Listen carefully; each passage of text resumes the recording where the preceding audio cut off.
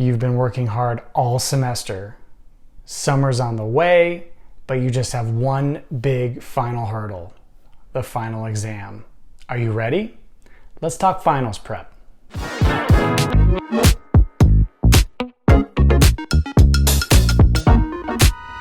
Hey, welcome to Hyper Academy. It's a ruthless world out there. How do you step up and stand out? You do it by getting your mind right. That's what Hyper Academy is here to explore. My name is Ryan Fields. Thank you for joining me today. Very excited to talk finals prep. But before we get into that, I wanted to give you a free gift. As a thank you for joining me on this all-access show today, I want to provide you with a one-page guide. A guide that will allow you to reduce stress, reduce anxiety, reduce those butterflies that may well up inside your body when you're getting ready to take a final exam, when you're getting ready to maybe make a speech, when you're trying to do something that's very important. There's a way to lower your pulse, to lower your blood pressure, and to lower your anxiety by just doing something that takes 10 seconds and 3 steps. It's my guide that will take 5 minutes to read. Once you read that guide, you'll be able to implement this and improve upon your capabilities from here going forward. Completely free. My gift to you, again, as a thank you, go to hyperacademy.mykajabi.com/10 seconds. hyperacademy.mykajabi.com/10 seconds. I have the link in the notes for you below. But again, thanks for joining me. Let's talk finals though. That's why we're all here. Finals is up there with some of the highest stressors out there. I think you might agree. Speaking in public, grabbing that microphone, maybe getting ready to do a dance recital, and sitting down to take a final exam where everything is on the line. You either have to sink or swim. That is a very challenging situation. There are ways for you to improve upon your ability to perform in that moment in ways that we can talk about here that will really fundamentally improve upon that concept. I'm not going to teach you how to study for the exam. That's something that you'll obviously have to do and have to get in your head. But getting rid of the nervousness, the negative self-talk, and that doubt, that's a really big thing. So if you can take advantage of that, that's something that will really help you out specifically. So I was looking around and I found one gentleman that has a number of blogs online. His name is Daniel Wong. He has a 25-step guide to reducing your anxiety during finals or in preparation for finals. That's absolutely fantastic. I'll link to it in the description below. Highly recommend you go to that. I picked out about 6 of my favorites though, and I wanted to dive through that with you and talk about what Daniel says and then expand maybe a little bit on some of the things that he talked about that he didn't dive deeper on in his blog in particular. So let's dive directly in and talk a little bit more about what Daniel is discussing and talking about in his blog and on this article. The first one of the 6, take a short walk. Now this is something that might seem, a little bit antithetical, but taking a short walk, even for 10 or 20 minutes, it can get your mind out of the trap that is thinking about the finals. It gets you out in the outside, going for a walk, and it just allows your mind to unwind. It's absolutely fantastic. I try to go for a walk once a day whenever possible, especially living in the Colorado area, wherever I can get out and it's not too cold. But going for that walk, especially in advance of that final, will definitely help you out. So that's one of David Wong's, and this is one of his first list on there that he definitely suggests doing, and I couldn't agree with him more. Second, get some sunlight every day. You always hear, oh, get out, get some sunlight, get some vitamin D. If you can expose yourself to sunlight, preferably on a walk, that will massively improve upon your well-being and your body's ability to build up that serotonin level inside your system. And it will improve upon your mind's ability to think, and it will clear out some of those dark clouds in your mind. So walking outside, and then getting some of that sunlight, getting some of that serotonin level up in your body, even 5 to 15 minutes, will absolutely change things up.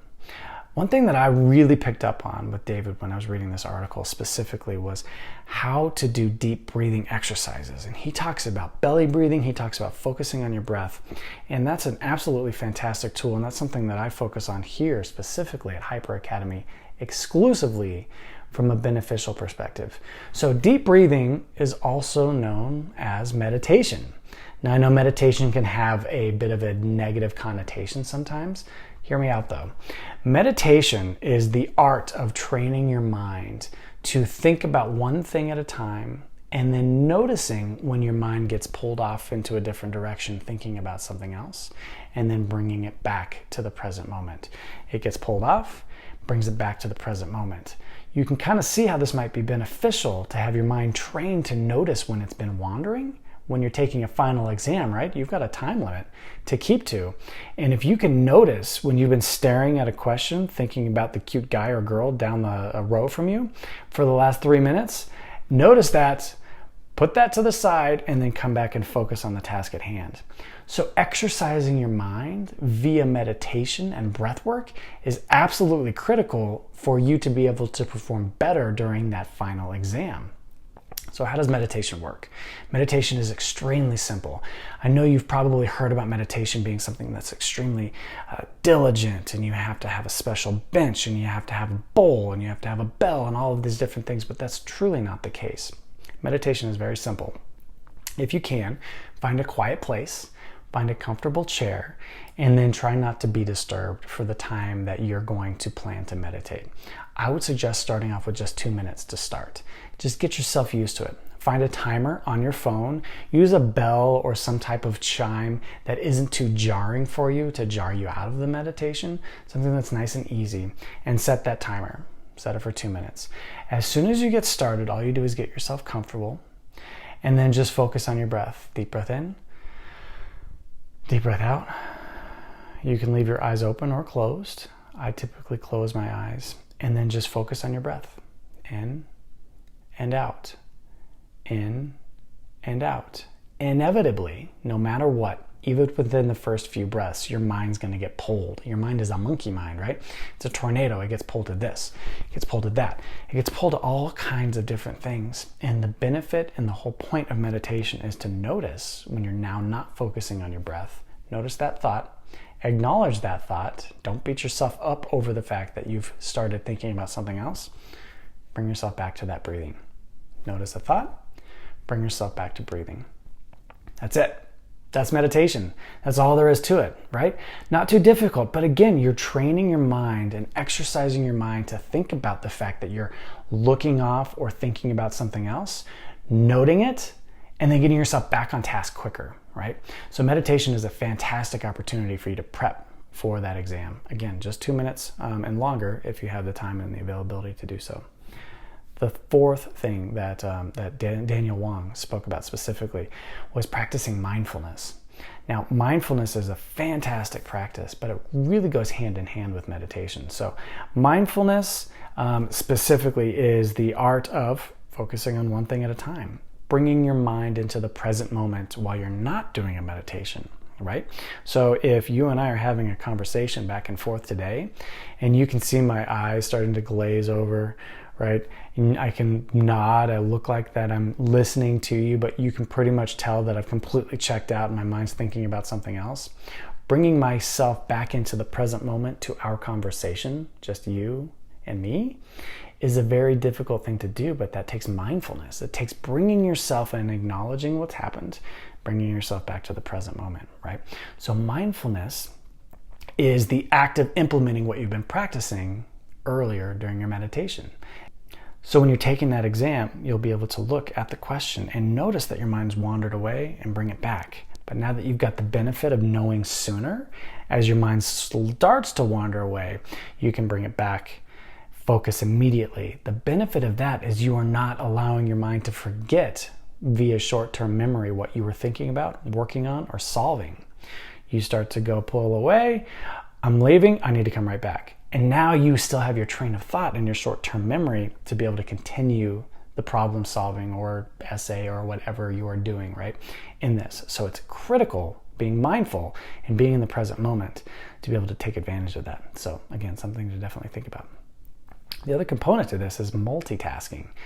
Have you ever heard somebody say that multitasking is impossible to do? It's just physically impossible for the mind to focus on more than one thing at one time.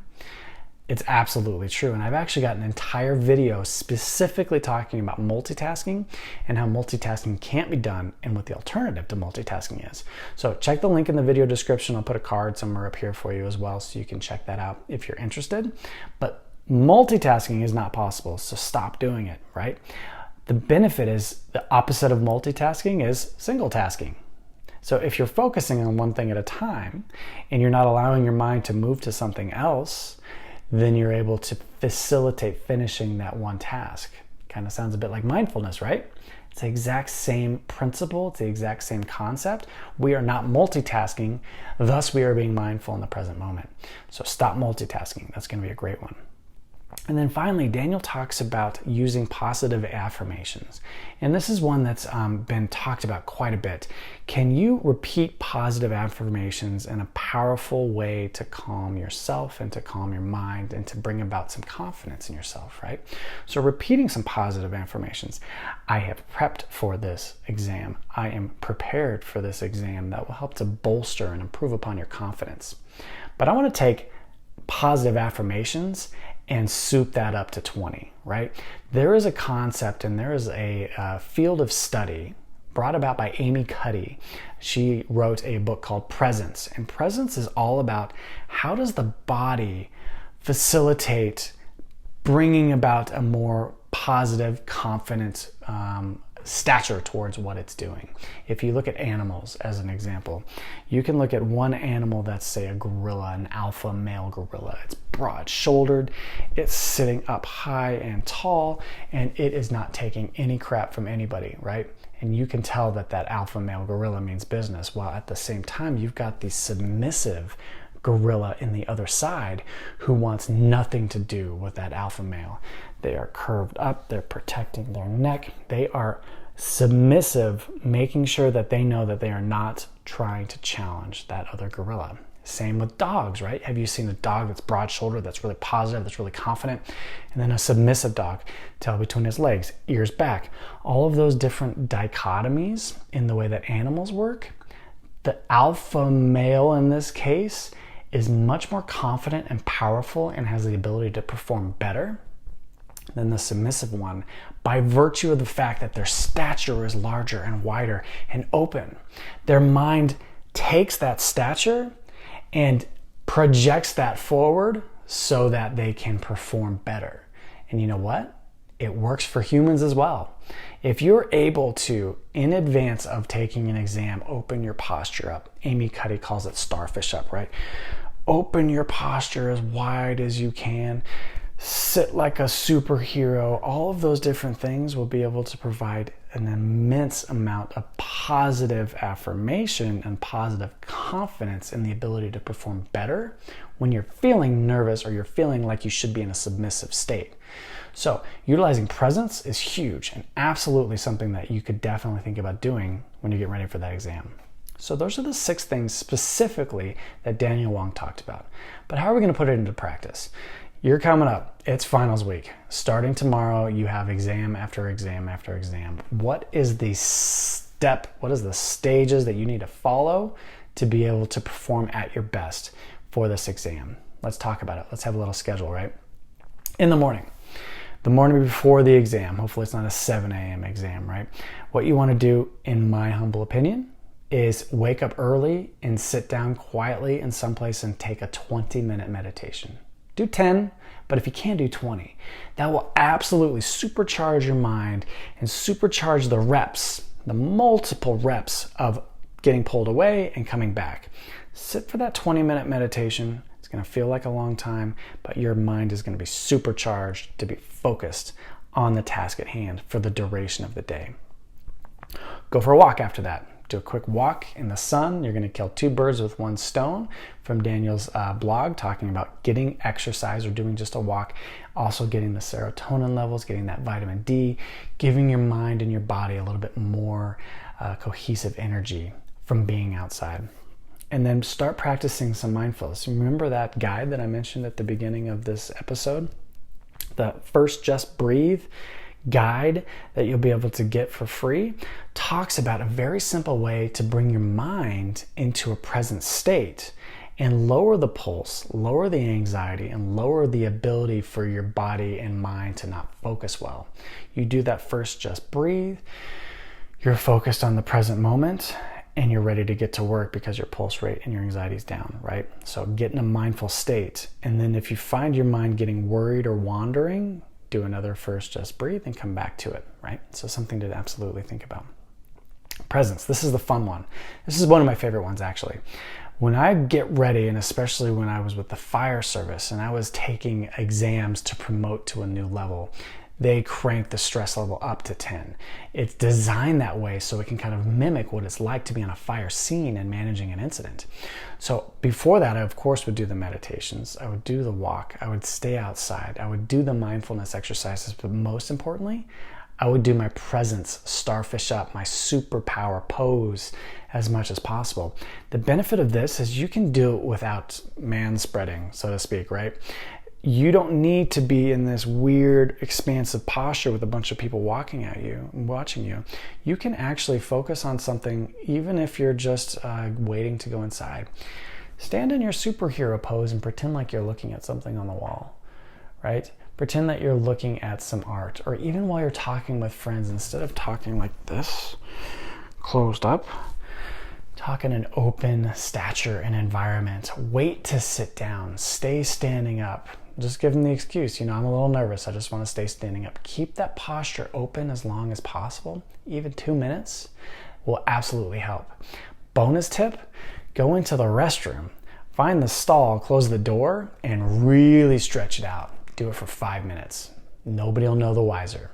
When you come out, your body will be more confident, it'll be more capable, it'll be more poised, and you'll be ready to crank out that exam because you now have that confidence of the gorilla or that dog or anybody else that has that powerful posture, right?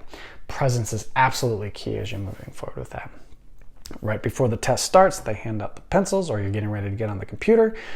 You're sitting down, do that last first, just breathe, focus, and now you're ready to rock your exam. And do that again for the next one and the next day. And then hopefully, if you like, you can implement some of these practices on a daily basis. It helps for anything, not just exams. Hope you found this information helpful and beneficial. Please do, if you're interested, pick up that guide. Again, a 1-page, 5-minute read. It takes 10 seconds to complete once you're ready. 3 steps that will immediately lower your blood pressure, your pulse, and your anxiety level so that you'll be able to perform better on this exam. Again, completely free guide. My gift to you, head to the link below in the description, hyperacademy.mykajabi.com/10 seconds. And appreciate you joining me today. If you enjoyed this, we've got a lot more great content to come. Give a subscribe or at least a thumbs up if you did enjoy, and we'll see you on the next Hyper Academy All Access show. Good luck on your exam. We'll see you later. Thanks.